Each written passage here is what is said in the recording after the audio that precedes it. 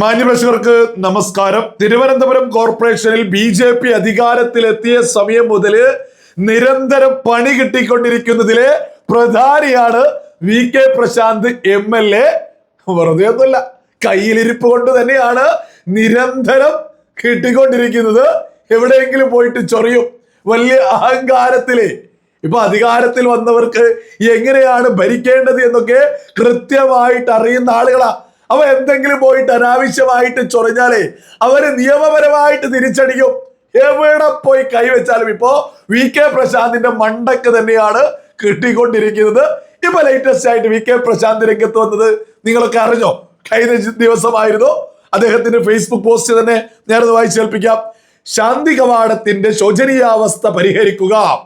CPM പാളയം area committee സംഘടിപ്പിക്കുന്ന പ്രതിഷേധ ധർണ ഉദ്ഘാടനം ചെയ്യുന്നു.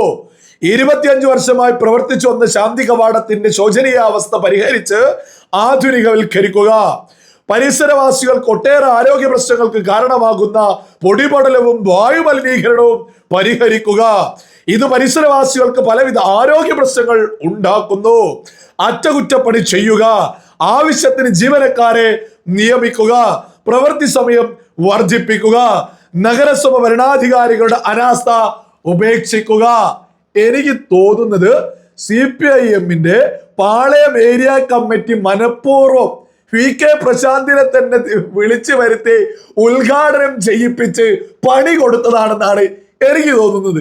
അല്ലെങ്കിൽ ലേശം ബുദ്ധിയുള്ള ഏതെങ്കിലും ഒരാള് ഇപ്പൊ വന്നിട്ട് കോർപ്പറേഷൻ ഭരിക്കുന്നവർക്കെതിരെ തോന്നിയത് വിളിച്ചു പറയും. ഓരോ ആളുകളും ഒന്ന് ചിന്തിച്ചു നോക്കൂ. ഈ VK പ്രശാന്ത് ആരാ? MLA. ഏത് MLA? കേരളം ഭരിക്കുന്ന MLA. ഇതേ VK പ്രശാന്തിനെ നിങ്ങളൊന്ന് ചിന്തിച്ചു നോക്കൂ. ഈ കോർപ്പറേഷൻ ഭരിച്ചിട്ടുള്ള ഒരു വ്യക്തിയല്ലേ ഇതേ VK പ്രശാന്ത്? എന്നിട്ട് ഭരണത്തിലെത്തിയിട്ട് 50 ദിവസം പോലും തികയാത്ത ഈ പറയുന്ന വിഷയങ്ങൾക്കെതിരേക്ക് സമരം ചെയ്യുക എന്ന് പറയുന്നത് എത്ര മൊണ്ണത്തരായ യഥാർത്ഥത്തില്. വെറും 50 ദിവസം പോലും BJP തിരുവനന്തപുരം കോർപ്പറേഷനില് അധികാരത്തിലെത്തിയിട്ടായിട്ടില്ല എന്നുള്ളതാണ് സകല മലയാളികളും തിരിച്ചറിയേണ്ടത്. എന്നിട്ട് എന്താണ് പ്രശ്നം? ഫുള്ള് പ്രശ്നമാണ് ശാന്തി കവാടത്തിന്റെ ശോചനീയാവസ്ഥ പരിഹരിക്കുക.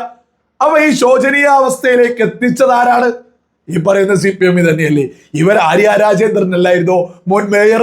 അവര് മാന്യം മര്യാദക്ക് കൊണ്ടു നടക്കാഞ്ഞിട്ടല്ലേ എന്തെങ്കിലും സംഭവിച്ചിട്ടുണ്ടെങ്കിൽ സംഭവിച്ചിട്ടുള്ളത്? ഏറ്റവും കുറഞ്ഞത് ഒരു 100 ദിവസമെങ്കിലും ഈ പറയുന്ന തിരുവനന്തപുരം കോർപ്പറേഷൻ BJP ഭരിച്ചിട്ട് പോരായിരുന്നോ? ഈ ഒരു സമരಕ್ಕೆ ഇതൊക്കെ നിങ്ങൾക്ക് അസൂയ കൊണ്ട്, അതായത് തിരുവനന്തപുരം കോർപ്പറേഷനിലെ മേയർ തെരുവുനായ ശല്യം തീർക്കുന്നു, ഒരു മാലിന്യ പ്രശ്നങ്ങളില് അതുമായി ബന്ധപ്പെട്ട് ഇടപെടുന്നു, ഒരു പോലീസുകാരി 10-60ഓളം നായകളെ വളർത്തി തൊട്ടടുത്ത ആളുകൾക്ക് പോലും പ്രശ്നമുണ്ടായത് ഈ പറയുന്ന ആര്യ രാജേന്ദ്രൻ ഉൾപ്പെടെ മേയറായിട്ടുള്ള ഭരണസമിതിക്കോ കേരളം ഭരിക്കുന്നവർക്ക് പോലും ആ വിഷയത്തിൽ പോലും ഒന്ന് ഇടപെട്ട് കൊടുക്കാൻ സാധിക്കാത്ത വിഷയം. അതിൽ പോലും മേയർ VV രാജേഷ് കൃത്യമായിട്ട് ഇടപെടുന്നു, ജനങ്ങളുടെ കയ്യടി വാങ്ങുന്നു, നേരിട്ട് ഇപ്പൊ പ്രധാനമന്ത്രിയെ കാണാൻ പോകുന്നു, പ്രധാനമന്ത്രിയെ കണ്ടിരിക്കുന്നു, നമ്മുടെ നാടിന്റെ വികസനത്തെ കുറിച്ച് നിരന്തരം മാധ്യമങ്ങളോട് സംസാരിക്കുന്നു. ഇതൊക്കെ കണ്ട് വിറളി പൂണ്ടിട്ട് ഓ ഇവിടെ പ്രശ്നമുണ്ട്, ഞങ്ങൾ ഇവിടെ നാണവും ഉളുപ്പില്ലേ? ഇവർക്കൊന്നും നാണവും ഉളുപ്പില്ലേ? ഓരോ മലയാളികളും ചിന്തിക്കണം. ഇവര് ഭരിച്ച് മുടിച്ചൊരു സ്ഥലത്തെ പ്രശ്നം ഇവര് തന്നെ പൊക്കി പറയാ എന്ന് പറഞ്ഞാൽ ഇതിലപ്പുറം ഇനി എന്തെങ്കിലും മാനക്കേട് ഈ പറയുന്ന ഇടതുപക്ഷത്തിന് ഈ VK പ്രശാന്തിന് വരാനുണ്ടോ? ഓരോ ആളുകൾ ഈ VK പ്രശാന്ത് ഒരുപാട് സമയം ഈ പറയുന്ന കോർപ്പറേഷനൊക്കെ ഭരിച്ച് പരിചയമുള്ള ഒരാളല്ലേ. ആ ഒന്നിന്റെ പേരിലെങ്കിലും ഏറ്റവും ചുരുങ്ങിയത് ഭരിക്കാൻ ഒരു 100 ദിവസമെങ്കിലും ഒരു സമയം കൊടുത്തിട്ട് പോരായിരുന്നു. ഇമാതിരി ഓരോ കോപ്പിലെ സമരമായിട്ടൊക്കെ രംഗത്ത് വരാന് ജനങ്ങൾക്ക് വേണ്ടിയാണോ അതല്ലെങ്കിൽ ഇത് പാർട്ടിക്ക് വേണ്ടിയിട്ടാണോ എന്നുള്ളതൊക്കെ മലയാളികൾ കൃത്യമായിട്ട് തിരിച്ചറിയുന്നുണ്ട്. ഈ VK പ്രശാന്ത് എവിടെ കൈവച്ചാലും ഇപ്പോ ഈ തരത്തിൽ തന്നെയാണ് മുന്നോട്ട് പോകുന്നത്. ഇതിനു മുമ്പ് ശ്രീലേഖയുടെ വകയായിരുന്നു, നല്ല ഒന്നാന്തരം മണ്ടക്കടി എന്നൊക്കെ പുകിലായിരുന്നു.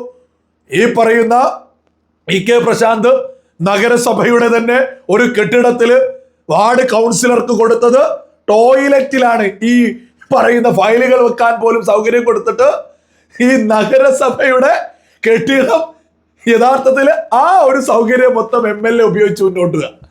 എന്നിട്ട് അവിടുത്തെ കൗൺസിലർക്ക് കൊടുക്കുന്നത് ടോയ്ലറ്റിൽ ഫയൽ വെക്കാൻ. ഇത് മലയാളികൾ ഒന്നടങ്കം കണ്ടു, കേരളക്കര ഒന്നാകെ കണ്ടു ഈ VK പ്രശാന്തിന്റെ ഒക്കെ അഹങ്കാരം. എന്നിട്ട് എന്തായിരുന്നു ശ്രീലേഖ മാന്യമര്യാദക്ക് ഈ പറയുന്ന VK പ്രശാന്തിനോട് ചോദിച്ചിട്ട് പറഞ്ഞിട്ടുണ്ടായിരുന്നത്?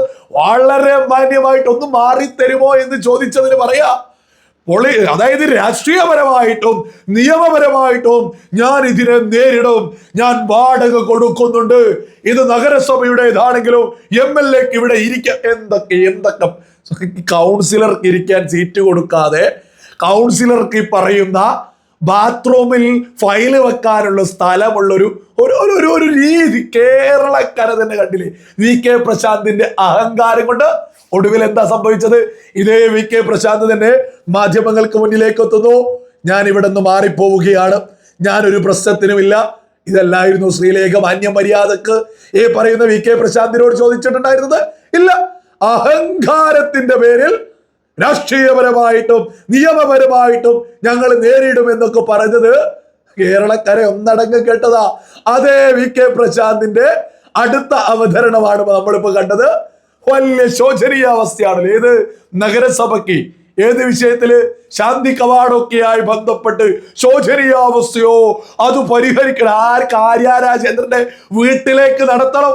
ഈ പറയുന്ന ഏരിയ കമ്മിറ്റിയുടെ ആളുകളോടും VK പ്രശാന്തിനോട് പറയാനുള്ളത്, അവിടെ ശോചനീയാവസ്ഥ ഉണ്ടെങ്കിൽ നിങ്ങൾ താൽക്കാലം ഒരു 100 ദിവസം BJP കോർപ്പറേഷൻ ഭരിക്കുന്നത് വരെയെങ്കിലും നിങ്ങൾ ആര്യ രാജേന്ദ്രന്റെ വീട്ടിലേക്കിട്ടോ ഒരു മാർച്ചോ എന്തെങ്കിലും പ്രതിഷേധമൊക്കെ നടത്തുന്നതാണ് നല്ലത് എന്നുള്ളതാണ് കേരളത്തിലെ ബോധമുള്ള സകല മലയാളികൾക്കും മുന്നോട്ട് വെക്കാനുള്ളത്.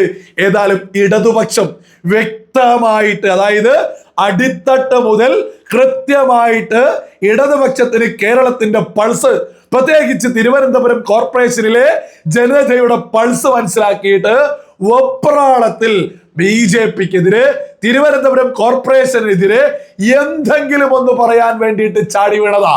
ഇവരിനിയും ഇതുപോലെ പല കുതന്ത്രങ്ങളുമായിട്ട് തിരുവനന്തപുരം കോർപ്പറേഷൻ ഭരിക്കുന്ന PV രാജേഷിനെതിരെ BJPക്കെതിരെ രംഗത്ത് വരുമെന്നുള്ളതൊക്കെ തന്നെ സകലരും ഇപ്പം തന്നെ അങ്ങ് തിരിച്ചറിഞ്ഞോളൂ. പൊറുതിമുട്ടി അസൂയ കൊണ്ട് ഇവരൊക്കെ ഭരിച്ചിട്ട് ഒന്നും നടക്കാഞ്ഞിട്ട് BJP ഭരിക്കുമ്പോൾ വലിയ രീതിയിൽ ജനങ്ങൾ കൈയടിക്കുന്നതിന്റെ കടക്കൽ കത്തിവെക്കാൻ ഏത് തരത്തിലുള്ള കുതന്ത്രങ്ങളുമായിട്ട് ഈ VV രാജേഷും ഇടതുപക്ഷമൊക്കെ ഒരു ഭാഗത്തുണ്ടാവും എന്നുള്ളതൊക്കെ മലയാളികൾക്കറിയാം. ഏതായാലും ആദ്യത്തേത് 8 നിലയിൽ അങ്ങ് ചീറ്റിപ്പോയി എന്നുള്ളത് സകല ഇടതന്മാരും അങ്ങ് തിരിച്ചറിഞ്ഞോളൂ.